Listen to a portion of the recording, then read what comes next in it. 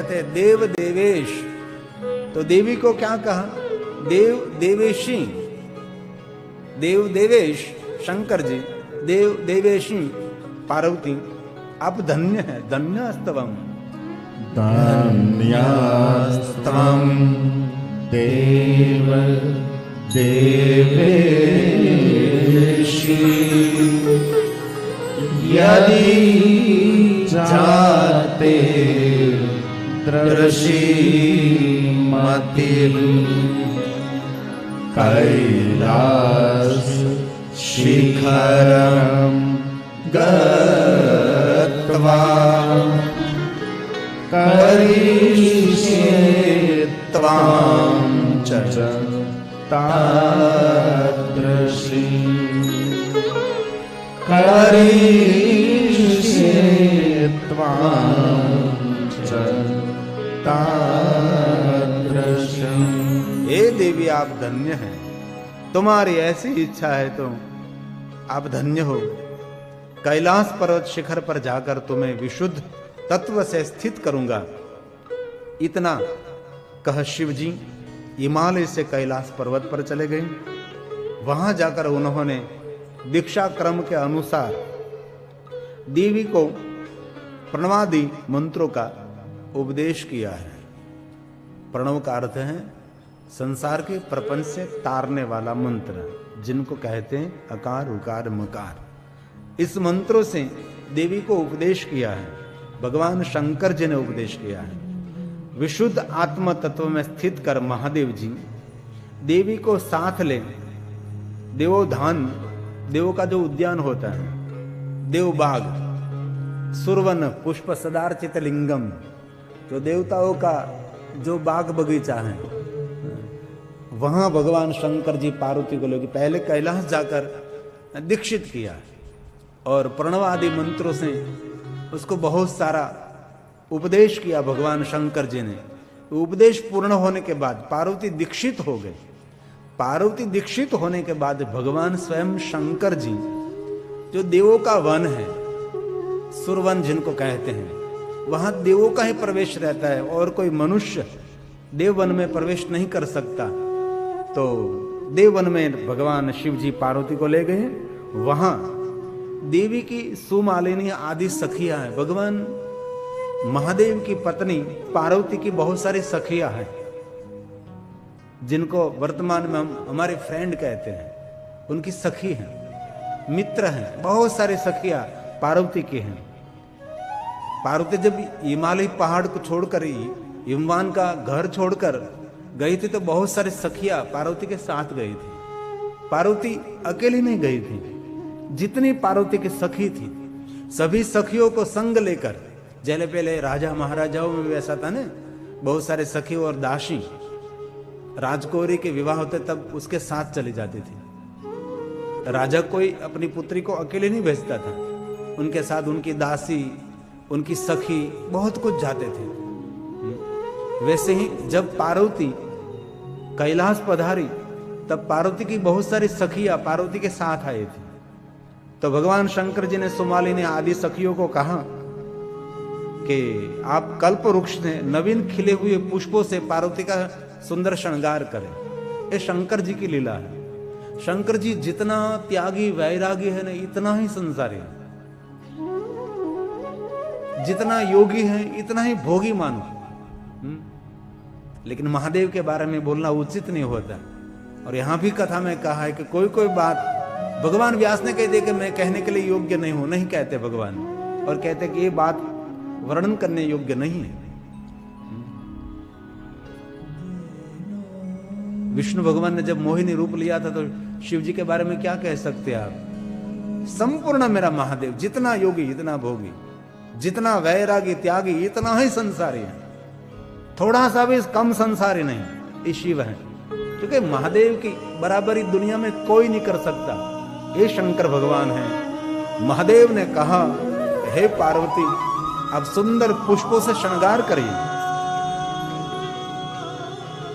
और पार्वती की जितनी सखियां थी, सामान्य फूलों नहीं, सामान्य पुष्प नहीं, कल्प वृक्ष के नवीन नवीन खिले हुए पुष्पों से पार्वती का श्रृंगार करने लगी। उन्होंने देवी पार्वती का श्रृंगार किया। तदंतर उन्हें अपने अंक में बैठाकर उनका मनोहर मुख कमल भगवान शंकर जी देखते हुए बहुत महादेव प्रसन्न हुए। अंक में मतलब हरोड़ में नहीं, उनकी गोद में बैठाया भगवान शंकर जी ने। कौन पुरुष की ताकत है? ये महादेव करते हैं लीला। कितना वैरागी, कितना त्यागी, कितना तपस्वी, कितना ज्ञानी। भगवान महादेव ने पार्वती का सुंदर पुष्पों से श्रृंगार करते हुए अपने गोद में पार्वती को बिठाया और भगवान महादेव जी देखने लगे। और पार्वती का मुख कमल देखकर भगवान महादेव जी प्रसन्न होने लगे। ये सब बात शिव महापुराण की है। आपको रुचे न रुचे, आपकी मन की मर्जी।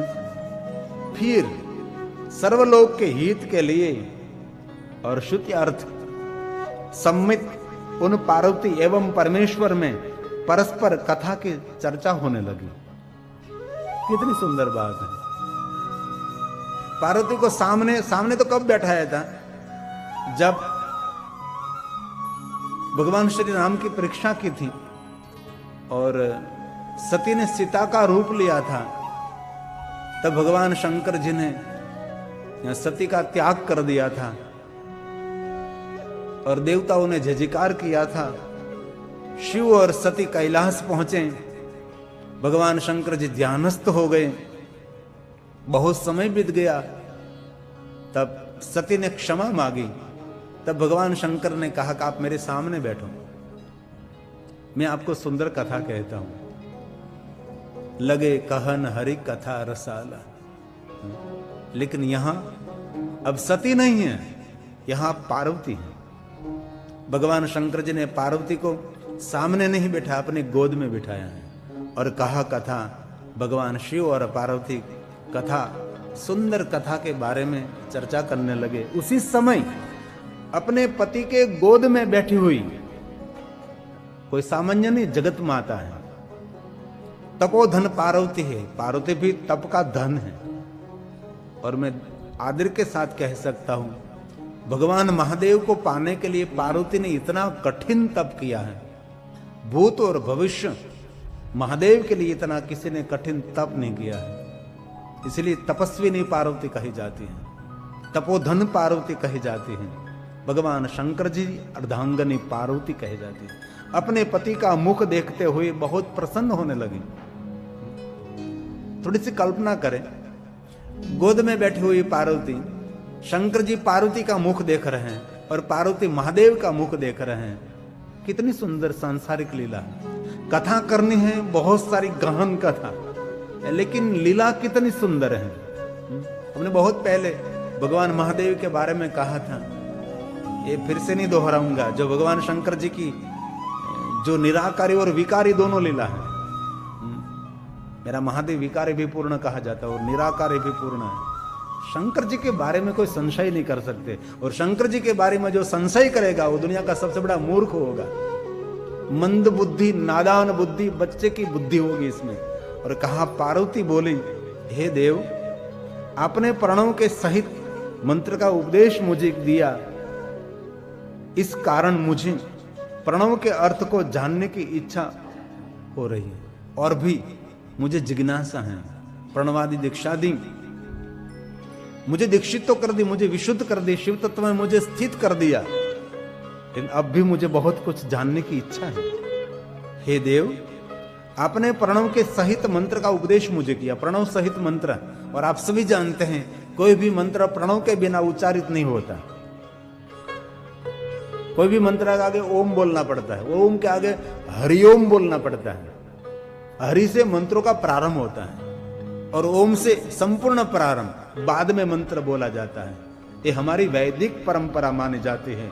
यह प्रणव किस प्रकार उत्पन्न हुई, इसे प्रणव क्यों कहा जाता है, इसमें कितनी मात्रा है और यह किस प्रकार वेदों का आदि जनक माना जाता है, ये प्रश्न मां भवानी पार्वती ने किया है।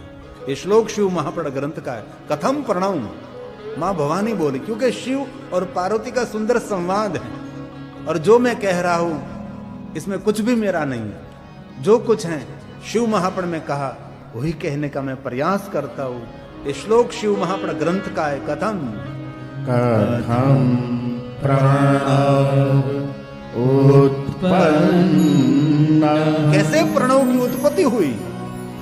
कथम प्रणव उच्यते, मात्रा गति समाख्याता, कथम वेदादि रुच्यते, कथम वेदादि रुच्यते। ये सभी प्रश्न मां भवानी पार्वती के हैं।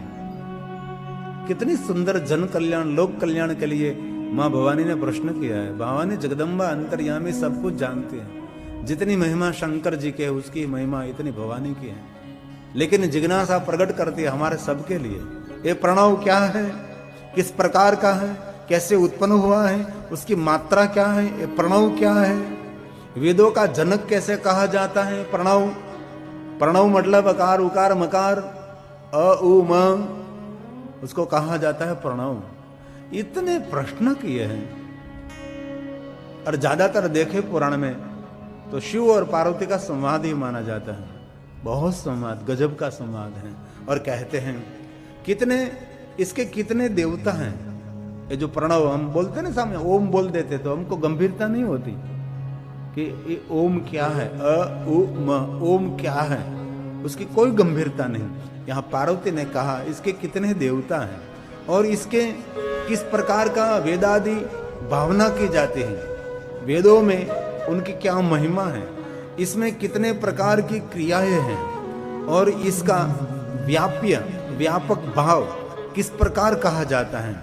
और इस मंत्र में क्रमशः पंच ब्रह्म किस प्रकार निवास करते हैं, इसकी कितनी कलाएं हैं और किस प्रकार इसने प्रपंच उत्पन्न होते हैं, इसका वाच्य और वाचक संबंध और स्थान किस प्रकार का है, इसका अधिकारी कौन है। सबको अधिकार नहीं है अकार उकार मकार का, उनके अधिकार की भी बात की। किसका अधिकार, उसका अधिकारी कौन है और विषय क्या है और संबंध क्या है और क्या इसका प्रयोजन है, उसकी उपासना करने वाला कैसा होना चाहिए।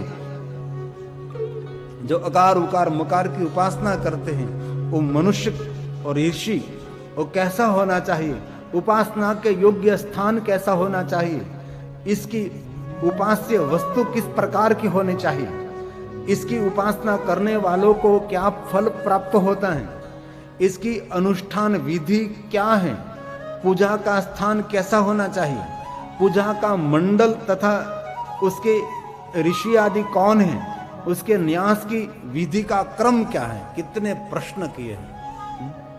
ये सभी प्रश्न समझने में तो जीवन भी कम पड़ेगा।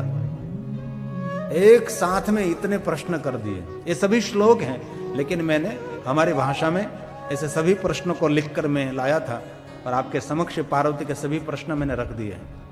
और शिव महापुराण अंतर्गत ये दूसरे अध्याय में सब कुछ है, कैलाश संहिता में। और कहा हे सदाशिव, यदि आपकी मुझ पर कृपा है तो यह सब मुझे बताई, मैं इसे यथार्थ रूप से सुनना चाहती हूं। कितनी जिज्ञासा व्यक्ति, कितने प्रश्न कर दिए। जवाब देना सरल है, प्रश्न करना वो कोई सरल बात नहीं होती। गहराई से आपको कुछ पता होगा तो प्रश्न करेंगे ना, गहराई से आपको कुछ पता नहीं तो प्रश्न कैसे हो सकता है। इस श्लोक मां भवानी बोली, हे सदाशिव मुझे सब कुछ कहिए, आप मुझे बताओ, मेरे जानने की बहुत इच्छा है। और ज्ञान किसको देना चाहिए? जो जिज्ञासु हैं, जो प्यासु हैं, उसको कहना चाहिए। जिनके पास कोई जिज्ञासा नहीं, कोई जिज्ञासु नहीं, उसके आगे कभी चौपड़ा खोलना नहीं चाहिए, कोई बुक खोलनी नहीं चाहिए, बोलना भी नहीं चाहिए। ये श्लोक मां भवानी बोली है। और कैसे बोल रहे कि भगवान शंकर जी के गोद में बैठकर बोल रहे हैं। ये महादेव की बात है, ये महादेव की लीला। एतत् एतत् सर्वं महेशानम्। भगवान शंकर जी के बारे में कहते हैं, समाचक्ष्व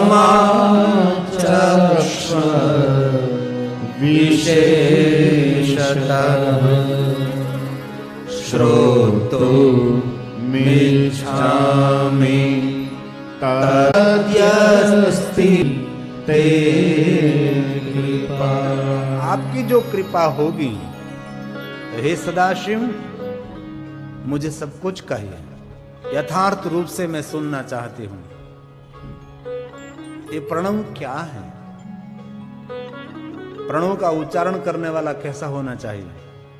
और पार्वती के द्वारा इस प्रकार पूछे जाने पर शशि शेखर शिव उनकी प्रशंसा करते हुए पार्वती के साथ सुंदर संवाद करने लगे। कई लोगों की आदत होती है ना, आप कोई व्यक्ति को प्रश्न करूं तो कहेंगे आपने बहुत सुंदर प्रश्न किया है, इस प्रश्न के लिए मैं धन्यवाद देता हूं, उसका आदर करते हैं।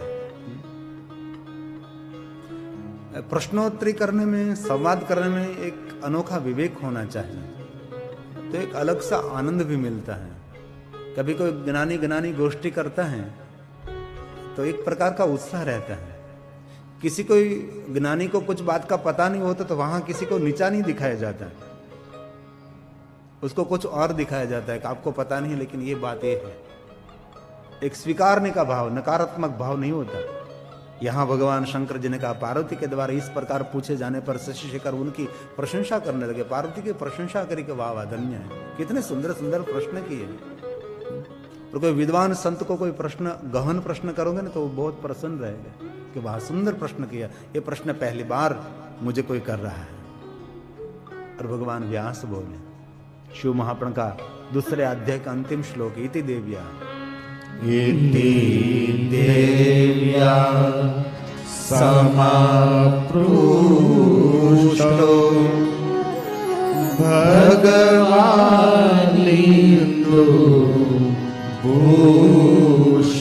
भगवान इंदु भूषणम। कितनी सुंदर बात है। शशि भूषण, इंदु का अर्थ है चंद्र, भगवान इंदु भूषणाय नमः, सुंदर शिव का नाम है। ये शब्दों की मजा है, जो शब्दों की पुजारी होते हैं उसको पता लगता है कि वाह क्या बात है। भवानी इंदु भूषणम, कितनी सुंदर बात है। ताम प्रशस्य महेशानि वक्तुं समुपचक्रमे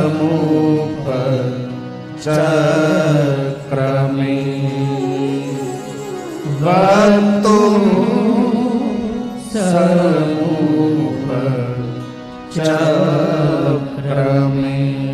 भगवान महादेव जी अपने प्रसन्नता व्यक्त करते हुए पार्वती की प्रशंसा करने लगे। और घर में स्वर्ग का निर्माण करना है तो सबसे बड़ी फॉर्मूला है, घर में सबकी प्रशंसा करो यार।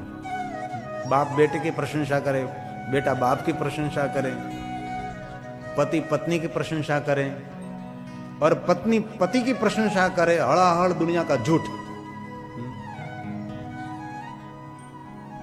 लेकिन एक दूसरे की जो प्रशंसा करे तो घर में स्वर्ग निर्माण हो सकता है।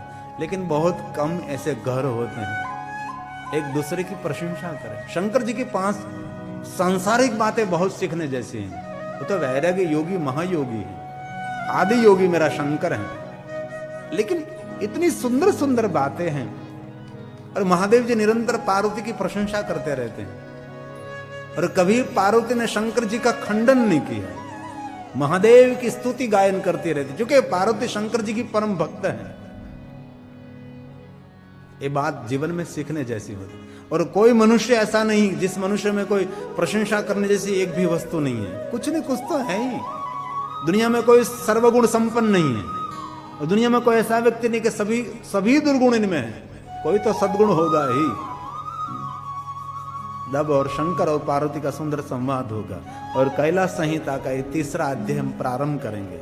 लेकिन सुंदर संवाद है। ओमकार स्वरूप विरजा होम निरूपण अध्याय तीसरे में है। शंकर जी और पार्वती का सुंदर संवाद रहेगा। लेकिन इस संवाद का प्रारंभ करें इससे पहले 2-3-4 मिनट के लिए भाव से आदर के साथ, चूंकि मन परमात्मा में स्थित करने के लिए कीर्तन श्रेष्ठ बड़ा साधन माना जाता है और 9 प्रकार की भक्ति में कीर्तन भक्ति की बहुत महिमा मानी जाती है। मन को परमात्मा में स्थिर करने के लिए कीर्तन का जरूर सहारा लेना चाहिए।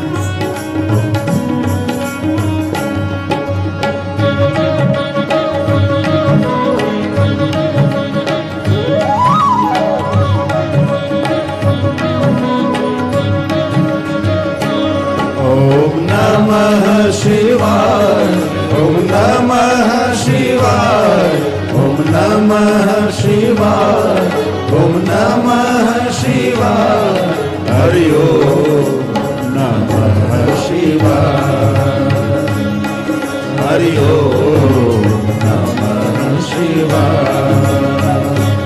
ओम नमः शिवाय। ओम नमः शिवाय। ओम नमः शिवाय। ओम नमः शिवाय। हरि ओम नमः शिवाय। हरि ओम नमः शिवाय। शिव शंभो शंभो शिव शंभो शंभो शिव शंभो शिव शंभो शिव शंभो शंभो शिव शंभो शंभो शिव शंभो शिव शंभो शिव शंभो शिव शंभो।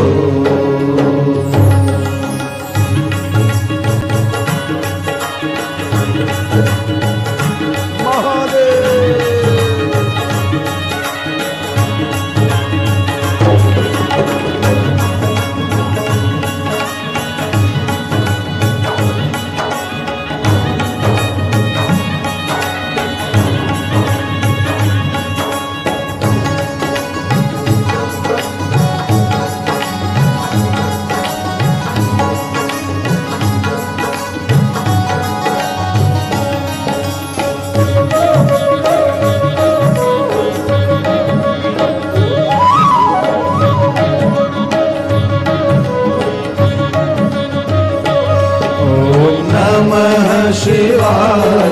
ओम नमः शिवाय। ओम नमः शिवाय। ओम नमः शिवाय। हरि ओम नमः शिवाय। हरि ओम नमः शिवाय। ओम नमः शिवाय। ओम नमः शिवाय। ओम नमः शिवाय। ओम नमः शिवाय। हरि ओम नमः शिवाय। हरि ओम नमः शिवाय। शिव शंभो शिव शंभो शंभो शिव शंभो शिव शंभो शिव शंभो शिव शंभो शिव शंभो शिव शंभो शिव शंभो शिव शंभो।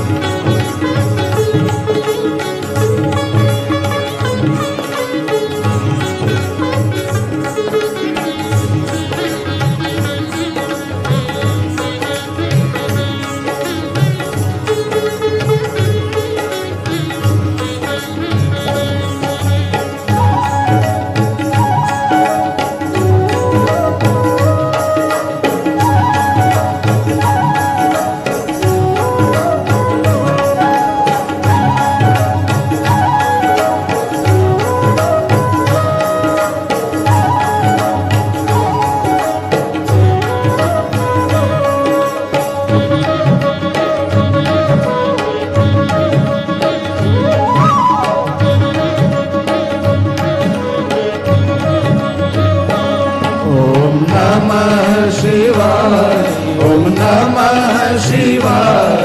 ओम नमः शिवाय। ओम नमः शिवाय। हरि ओम नमः शिवाय। हरि ओम नमः शिवाय। ओम नमः शिवाय। ओम नमः शिवाय। ओम नमः शिवाय। ओम नमः शिवाय। हरि ओम नमः शिवाय। हरि ओम नमः शिवाय।